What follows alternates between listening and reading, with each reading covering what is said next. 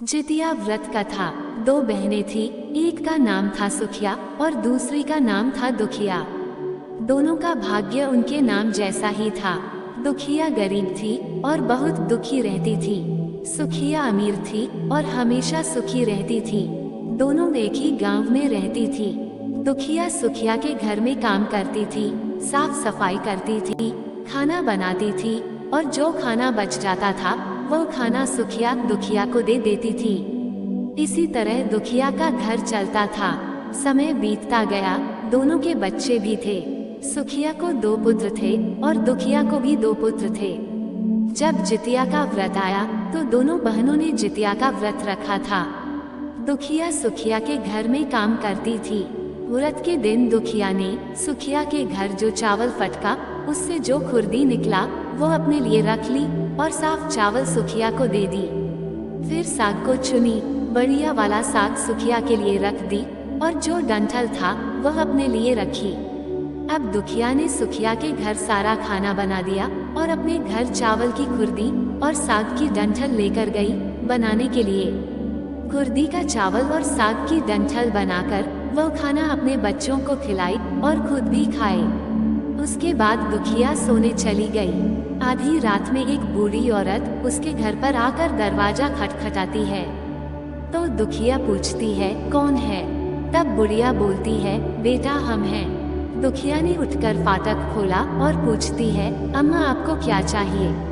इतनी रात में आप यहाँ किस लिए आई हो? बुढ़िया बोलती है, बेटा मुझे बहुत भूख लगी है, कुछ खाने को दे दो। दुखिया उसे घर के अंदर ले आती है और कहती है, हम लोग बहुत गरीब हैं, आज मैंने खुर्दी का चावल और साग की डंठल बनाया है, क्या आप खाएंगी? तो बुढ़िया कहती है, हाँ क्यों नहीं खाएंगे, हमें बहुत भूख लगी है, हम वही खाएंगे। दुखिया अंदर जाकर खुर्दी का चावल और साग की डंठल लाती है और बुढ़िया को देती है खाने के लिए। बुढ़िया खाना खाने के बाद कहती है कि मुझे अच्छे से कुछ दिखाई नहीं देता, इतनी रात के अंधेरे में मैं अपने घर कैसे जाऊंगी? तो दुखिया कहती है, कोई बात नहीं, आप यहीं पर सो जाए, सुबह अपने घर चले जाना। तो बूढ़ी औरत दुखिया के घर में ही सो जाती है। फिर थोड़ी देर बाद उठकर बुढ़िया बोलती है, बेटा मुझे दीर्घ शंका लगी है, कहाँ करूँ? तो दुखिया कहती है, मेरे घर में बाथरूम नहीं है, इसलिए आप उधर कोने में कर लीजिए। बुढ़िया पूछती है कि बेटा भड़ भड़ करें या छर छर करें? दुखिया नींद में थी तो वह कहती है, माता जी भड़ भड़ कर दो, मैं सुबह साफ कर दूंगी। फिर थोड़ी देर बाद बुढ़िया पूछती है कि बेटा मैं अपने हाथ कहाँ साफ करूं? तो दुखिया कहती है, आप मेरे सिर में अपने हाथ को साफ कर लीजिए। जब सुबह होती है तो दुखिया को ये सब सपने के जैसे लगता है कि सोते समय मुझे कोई सपना आया होगा। वह ज्यादा कुछ नहीं सोचती और नदी में नहाने के लिए चली जाती है। जब वह नदी में नहाती है और अपने बाल धोती है तो उसके बालों से होते हुए जो पानी बहता है वो सोने का पानी होता है। आसपास की सभी महिलाएं ये देखकर चकित हो जाती है और कहती है कि तुम्हारे बालों से तो सोने का पानी गिर रहा है, क्या बात है? फिर उसे रात की सारी बात याद आती है। वह दौड़कर अपने घर की ओर भागती है, ये सोचकर कि उसका घर दीर्घशंका से गंदा हुआ होगा, पहले उसको साफ करना होगा। जब वह अपने घर में जाती है तो देखती है कि घर के हर कोने में ढेर सारा सोना बिखरा पड़ा होता है। ये सब देखकर दुखिया बहुत खुश हो जाती है और सोचती है कि जीतमान बाबा की कृपा है ये सब, जो माता का रूप धारण करके मेरे घर आए और मुझे इतना आशीर्वाद दिए। अब दुखिया अमीर हो जाती है और सुखिया के घर जाकर काम करना बंद कर देती है। दुखिया जब अपना व्रत पूरा करती है तो अपने पुत्र से कहती है कि जाओ मौसी के घर से तराजू लेकर आओ, ये नापने के लिए कि यह सोना कितना है।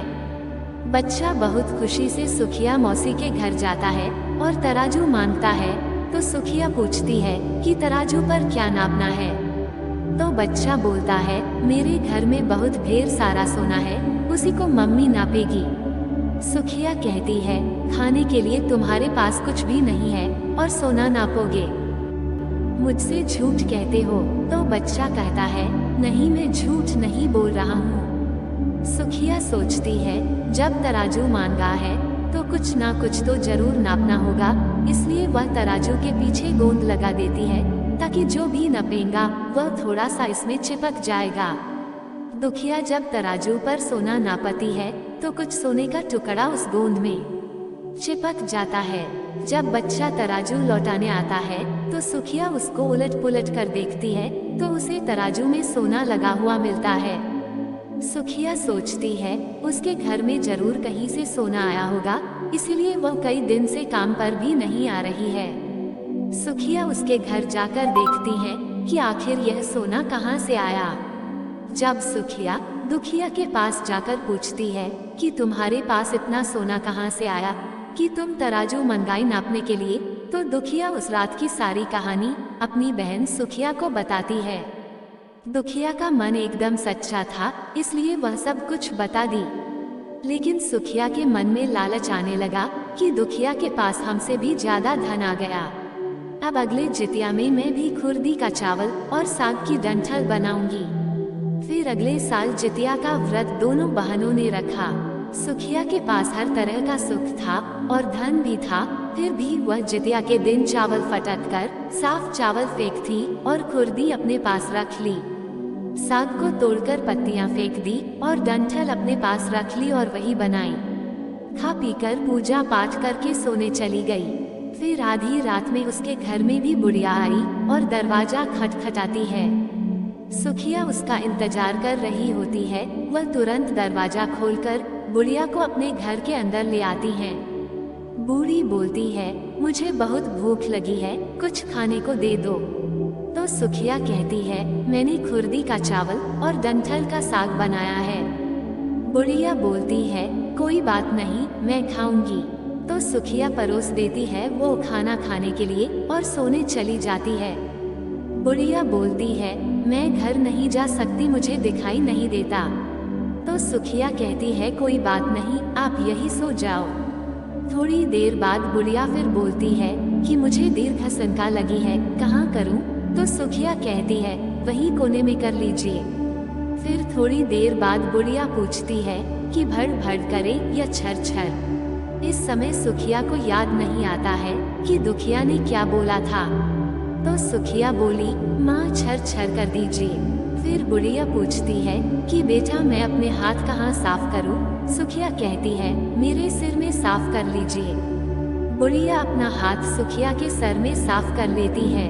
जब सुखिया सुबह उठती है तो उसका पूरा घर गंदगी से भरा पड़ा होता है और उसके बाल में भी बहुत गंदगी लगी होती है। ये सब देखकर सुखिया बहुत दुखी हो जाती है और उसे बहुत गुस्सा भी आता है। वो अपनी बहन दुखिया को बुलाती है और उससे गुस्से से कहती है कि तुमने हमसे झूठ कहा और मेरा पूरा घर गंदा करवा दिया। तो दुखिया पूछती है कि तुमने क्या कहा था, भड़ भड़ या छर छर? तो सुखिया कहती है, मैं तो छर छर बोली।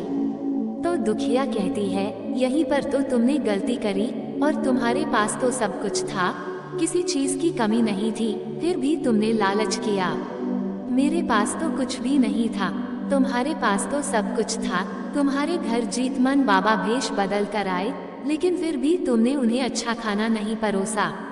मेरे पास तो कुछ भी नहीं था, इसलिए मैंने उन्हें खुर्दी का चावल और डंठल का साग परोसा था। तुमने अपने घर आए भगवान का अपमान किया, सब कुछ रहते हुए भी तुमने साग और भात खिलाया। तुम्हारे पास सब कुछ होते हुए भी तुम्हें लालच नहीं करना चाहिए था, इसलिए तुम्हारे साथ बुरा हुआ। दोस्तों, आपको ये कथा कैसी लगी कृपया कमेंट करके जरूर बताएं। वीडियो पसंद आया हो तो लाइक करें और ऐसी ही और भी बहुत सारी कथाओं को सुनने के लिए चैनल को सब्सक्राइब जरूर करें। धन्यवाद।